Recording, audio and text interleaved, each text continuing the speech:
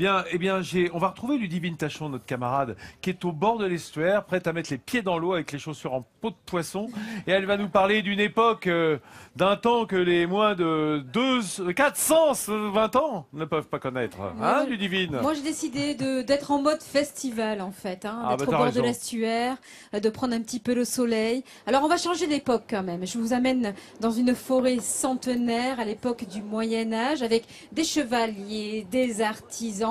Ça se passe à Landiras, au sud-ouest de la Gironde, connu évidemment pour le vignoble des Graves. Et là, justement, il est connu maintenant pour son festival médiéval. Et on y présente un métier qui n'a pas tellement disparu. C'est un montreur d'ours. Regardez.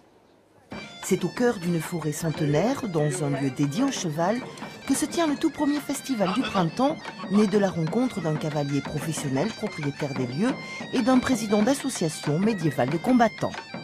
On avait envie de le faire depuis un moment, et puis voilà, il fallait qu'on ait beaucoup d'artistes qu'on voulait, il fallait réunir tout le monde, et c'est pour ça qu'on a choisi ce week-end-là, parce que tout le monde était disponible.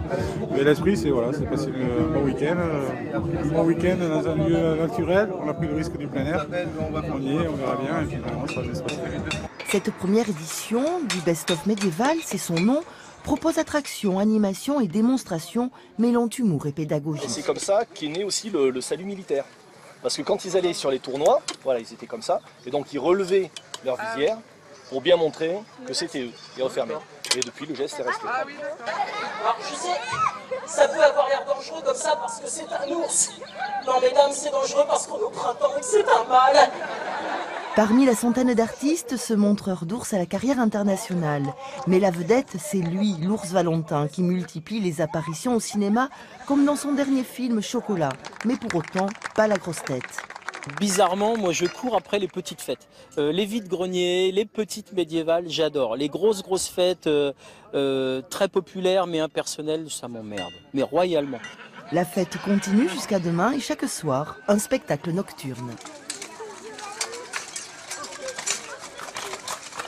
Alors c'est un festival qui a lieu chaque année au mois de mars. Je vous y invite à aller l'année prochaine dans cette ambiance médiévale avec cet ours Valentin. Vous l'avez reconnu? Dans Chocolat Dans Chocolat, exactement. Tu as réussi à reconnaître que c'était le même, toi. Tu reconnais les ours, toi? Non, je sais qu'il y a eu un ours dans ce film-là, donc du coup j'ai fait le parallèle. Oui, je pense qu'il n'y a pas beaucoup. Et c'est un beau film, c'est un très beau film. Un très beau film. Je pense qu'il n'y a pas beaucoup d'ours comme ça qui se laissent caresser.